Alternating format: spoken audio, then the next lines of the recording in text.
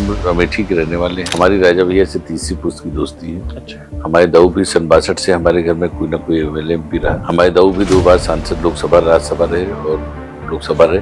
अजय सांसद यूनो में भारत का प्रतिनिधित्व किया, ये अपने आप में रिकॉर्ड। हमारी एक ऐसी पार्टी है कि बिना किसी पार्टी, किसी भी पार्टी से, छोटी सी पार्टी से उनका गठबंधन नहीं हुआ और तीसरी नंबर की पार्टी। ये पार्टी इसलिए नहीं बनाई जाती कि हम गठबंधन करके आगे बढ़े। वहाँ बाहर लोग जानते हैं कि वहाँ पे राजपूत बाबू, वहाँ मात्र 8,000 ठाकुर है, उसके बाद भी राजा भैया 7वीं बार मिले। सबसे बड़ा डेंट ये लगा है आपकी पार्टी पर कि ये राजपूतों की पार्टी है, सवर्णों की पार्टी, इस छवि से कैसे निकली? देखिए, राजपूत होना कोई गुनाह तो है। राजपूत बैठता तो प्रदेश हिलता है।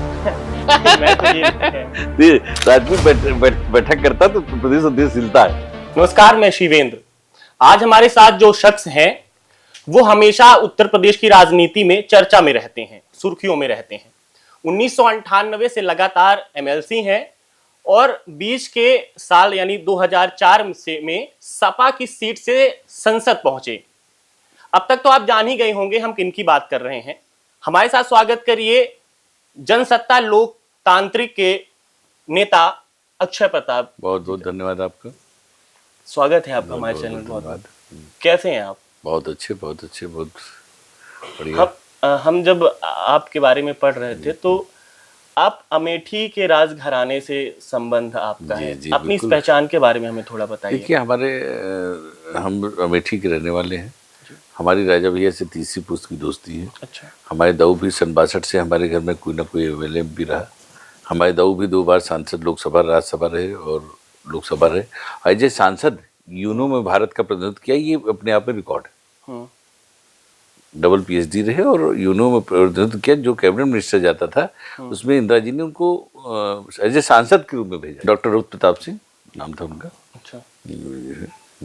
अच्छा, हम लोग हमेशा देखते रहते हैं, जो न्यूज़ में चलता रहता है कि आपका और राजा भैया के जो संबंध हैं वो कभी कभी ऐसे कहते हैं कि टकराहट है, कुछ ऐसी चीजें चलती हैं और कुछ एक वर्ग ऐसा भी कहता है कि बहुत करीबी हैं आप उनके। देखिए, एक माँ के कोख से जो 2 बच्चे पैदा होते हैं तो शायद 2 भाई एक दूसरे के सगे नहीं होते हैं, स्थिति में तमाम चीज़ें। लेकिन हम लोगों में ऐसी कोई बात नहीं, कभी ऐसी कोई बात नहीं रही है और ना रहेगी, ना रहेगी। और हमने आपसे बताया कि हमारी तीसरी पुस्त की दोस्ती है। अच्छा। हमारे बाबा साहब से जो है भैया के बाबा साहब से मित्रता रही, हमारे फादर से भैया के फादर से रही, हमारी इनसे तीसरी पुस्त की दोस्ती है। अपने आप ये रिकॉर्ड है।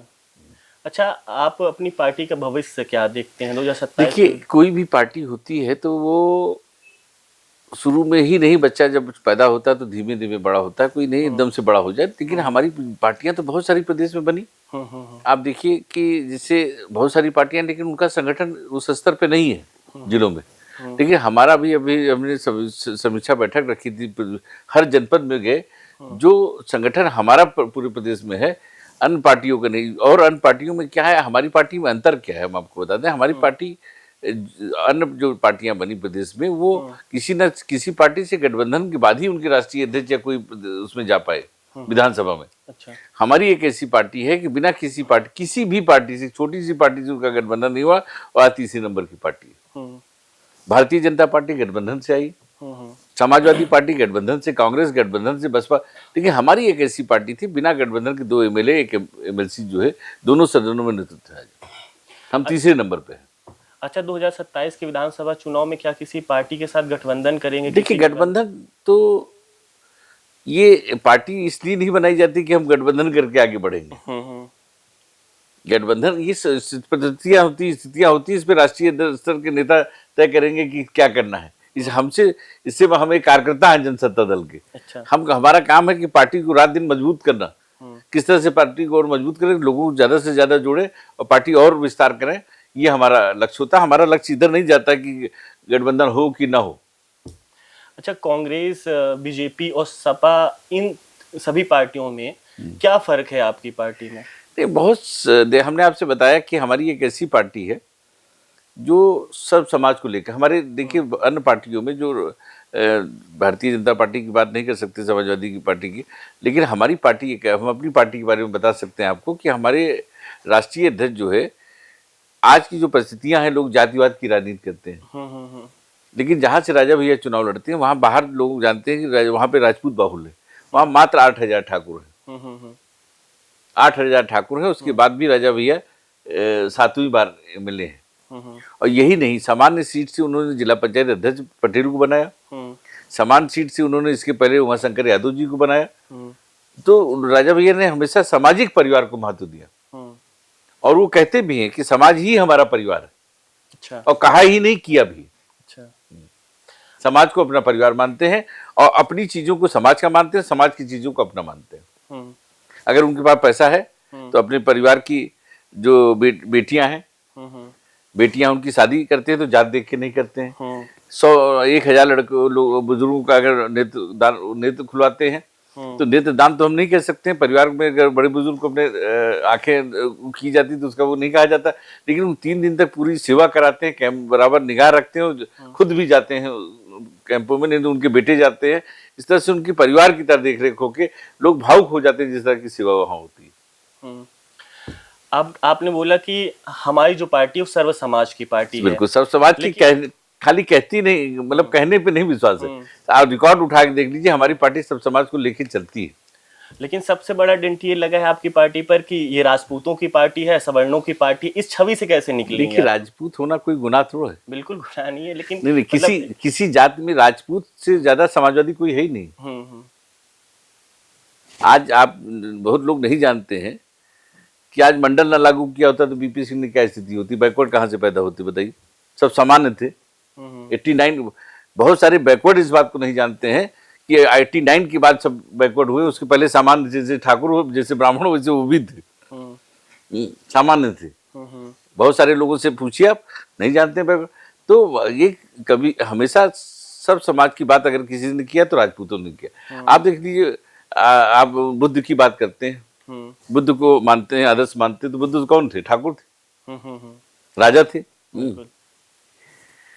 महाराणा सांगा उस समय कोई राजनीति थोड़ी थी, लोकतंत्र थोड़ा था। लेकिन वो जब बनारस गए तो रविदास जी को उन्होंने उनका बात सुन के उनको ले आए, उनसे गुरु मंत्र लिया पूरे परिवार साथ बैठ के, और उनको उनकी जब न रहने पर, समाधि लेने पर, उनकी खड़ाऊ की मंदिर बनवाया उन्होंने। तो हमारे तो ब्लड में है सब समाजवाद, हमारे ब्लड में है, और वो कहते हैं हम करते हैं। अच्छा। हमारे तो खानदानी हम करते समाजवाद करते चले आ रहे हैं, सब समाज के लिए लड़ाई लड़ते, सब समाज की हर चीज करते हुए चले आ रहे हैं।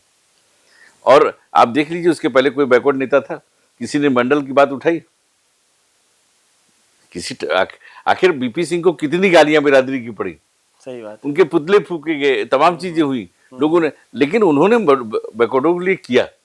अब भी स्वर्ण का विरोध करते हैं। लेकिन किया किसने? राजपूत थे। आज जो भी पहचान बनी है बैकवर्डों की, बीपी सिंह की वजह से बनी है, और उनकी जयंती तक नहीं मनाते हैं। अच्छा, जब आपकी पार्टी की नींव पड़ी तो बहुत जोरों शोरों से उसका प्रचार हुआ, रैलियां हुई, बहुत जनता आती थी, गाड़ियां, मतलब एक काफिला चलता था। लेकिन अभी बहुत शांति है, कहीं रैलियां नहीं होती हैं, सभाएं नहीं होती हैं। आप गलत, आपकी सूचना कम है हमको लगता है, क्योंकि मध्य प्रदेश में हमको लगता है आप से कटे हुए हैं वहाँ की मीडिया से। अभी पूरे प्रदेश में हमारी समीक्षा बैठक थी, और हर जनपद में लगातार 1.5 महीने तक हमारी समीक्षा, 1.5 से 2 महीने हमारी बैठक हुई है। हर जनपद में हमारी बैठक हुई है, और हर जनपद में संगठन का बहुत मजबूत स्थिति, यहाँ तक कि मेरठ सब सारी जगह, पूरी कोई ऐसा जनपद नहीं था जहाँ हम कह दें कि 19 था। नहीं, हम सोशल मीडिया में उस समय जब देखते थे ना तो बहुत सारी चीजें आती थी। थोड़ा इस बीच आपने नहीं देखा होगा। लगातार 2 महीने से हमारी पार्टी के हर जगह बैठक चल रही है, हर जगह कार्यक्रम चल रहे हैं, सारी चीजें हैं, और बराबर हमारी पार्टी मजबूत हो रही है।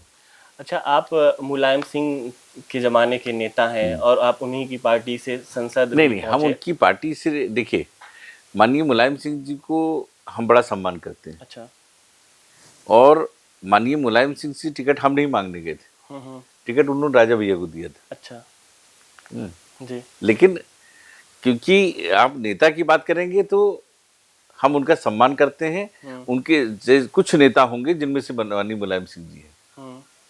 अच्छा, वो अलग, वो सबको लेके चलते थे, अपने लोगों को लेके चलते थे, अपने लोगों को सम्मान करते थे। बहुत सारी अच्छाइयाँ थी, शायद ही किसी नेता में मिले। अखिलेश और उनमें क्या फर्क है? बहुत अंतर है। कुछ बताइए। नहीं, बहुत सारा अंतर है इसमें, बहुत लंबी चर्चा हो जाएगी। बहुत अंतर है नेताजी में और अखिलेश जी में, बहुत अंतर है। और फिर ये तो यही हम कह सकते हैं कि बहुत अंतर है। अभी बिहार में विधानसभा के चुनाव हैं, तो क्या लगता है, आप अगर मैं आपसे जानना चाहूँ, एक आप राजनेता हैं, उससे तो आप क्या कहते हैं, किसकी सरकार आ रही है और कौन? देखिए क्योंकि बिहार के बारे में हमको कोई जानकारी नहीं, तो फर्जी बोलने से कोई फायदा नहीं है। क्योंकि हम अभी देखिए, हमारा जैसे जो प्रदेश स्तर का दौरा चल रहा था, उसके बाद हम सारे जनपदियों का ये हुआ कि गांव-गांव जाके लोगों की समस्याएं सुने। तो हम लोगों का अपनी दोनों विधानसभाओं में जनप्रतिनिधि आपके द्वार का कार्यक्रम चल रहा है, तो उसमें व्यस्तता बहुत ज़्यादा है। इस वजह से हमने दाएं बाएं नहीं देखते, हम लोग सीधे देखते हैं। वो घोड़े हैं जो सीधे देखते हैं, दाएं बाएं नहीं। तो हमने, क्योंकि बिहार से कोई ऐसा संपर्क भी नहीं रहा कि जाएं और देखें समझें, तो इस टाइप से अंदाज से नहीं बात कर सकते जब तक कोई गंभीर जानकारी न हो। चलिए, आपकी पार्टी पर ही रहते हैं। 2027 की विधानसभा में किस पार्टी को या किस नेता को सबसे ज्यादा चुनौतीपूर्ण मानते हैं आप? हम देखिए, काम के बल पे चुनाव लड़ेंगे और हमको अपने राष्ट्रीय अध्यक्ष के उस पर चुनाव लड़ेंगे, और हम किसी को नहीं मानते हैं। और हमको लगता है कि हम बहुत अच्छी स्थिति सरकार बनाएंगे, या सरकार बनने में बहुत बड़ा रोल अदा करेंगे। कैसे पहुंचाएंगे अपनी विचारधारा जनता के? जनता को बराबर हमारी बैठकें चल रही हैं, हमारे लोग चल रहे हैं, हमारा संगठन काम कर रहा है बराबर लगातार। अभी हमने आपसे कहा 2 महीने लगातार कार्यक्रम हमारा चला, अभी जस्ट 10 दिन पहले बंद हुआ। अभी लखनऊ में राजपूत विधायकों की बैठक हुई थी, क्या कारण था इस बैठक का? देखिए, इस तरह की बैठकें हमेशा होती रहती हैं, हर जातियां करती है। अगर 40 तो राजपूत साथ में बैठ के खाना खा लिए, तो उसमें काहे को इतना ज्यादा लोगों को परेशानी हो रही है? अगर 40 बैठे अगर 100 बैठ जाते तो क्या स्थिति हो? अरे भाई, एक दूसरे से परिचय होता है। हम जाने की विधायक मेरठ के हैं तो ठाकुर हैं, तो एक दूसरे से परिचय के लिए किसी माननीय विधायक ने बुलाया, उसमें सब लोगों को परिचय हो गया कि भाई ये भी राजपूत है, हमारी बिरादरी के हैं। हर बिरादरी करती है, कोई हम किसी का नुकसान थोड़ा पहुंचा रहे हैं। हम अपने आप में पहचानने के लिए, अपने आप में परिचय करने के लिए, एक दूसरे से जुड़ने के लिए हम लोगों ने, जो हम तो नहीं मौजूद थे वहाँ पे, लेकिन जो माननीय विधायक जी ने किया था, इसलिए किया था ताकि एक दूसरे से परिचय हो जाए। लेकिन सर, राजनीतिक बैठकें सब बस जान पहचान के लिए नहीं, राजनीति देखिए, राजनीति के अलावा हम आम आदमी भी हैं। एमएलए के अलावा हम आम आदमी है और बिरादरी है। क्या विधायक हो गए तो बिरादरी छोड़ देंगे क्या हम? बिटिया की ब्याह तो उसी में करेंगे ना, बिरादरी में करेंगे। बेटवा की ब्याह बिरादरी में करम ना, किस में करेंगे? तो इसके एक दूसरे को नहीं जानेंगे तो कैसे होगा भाई? ये आप समझिए बात को हमारी, और हर बिरादरी करती है। हम केवल राजपूत कर दिया तो बड़ा लग रहा है लोगों को। राजपूत बैठक, अरे राजपूत 40 बैठे, अगर 100 बैठ जाते तो क्या होता? नहीं, जब इस तरह की बैठकें होती है ना, तो लोग जानना चाहते हैं कि आखिर बैठक में हुआ क्या, चर्चा। बैठक में किसी नुकसान की बात नहीं हुई। उसमें जो है, किसी राजपूत हमेशा जो है अच्छा सोचता है, अच्छा करता है। तो ये आपस में बैठ के आपस की चर्चा हुई कि समाज को कैसे अच्छा किया जाए, समाज को कैसे आगे बढ़ाया जाए। एक दूसरे से परिचय हुआ, एक दूसरे को जानने के लिए। ये सब चीजें आजकल तो सभी सिंह लिखते हैं, तो असली वाले हम तो सबको स्वीकार करते हैं। सभी जो भी सिंह लेते हैं उसको मान लेते हैं बिरादरी हमारी। लेकिन जानने के लिए कि हाँ भाई क्या है, उसके लिए बैठक होना कोई बुरी बात नहीं है, और बैठकें होनी चाहिए ऐसी। हम इसके पक्ष में, बैठकें होनी चाहिए, परिचय होना चाहिए एक दूसरे से। ये क्या है कि बैठक हो गई और बिरादरियां बैठक करती तो आप लोग नहीं ना उठाते। और भी बिरादरियां करती है, उसको भी ध्यान दीजिए। खाली राजपूत की बैठक में क्यों ऐसी दिक्कत हो रही लोगों को? नहीं, राजपूत लोग जब बैठते हैं तो थोड़ी चर्चाएं हो रही हैं। राजपूत बैठता तो प्रदेश हिलता है। मैं तो ये कहूं, राजपूत बैठक करता तो प्रदेश और देश हिलता है। इसका मतलब हम सशक्त हैं।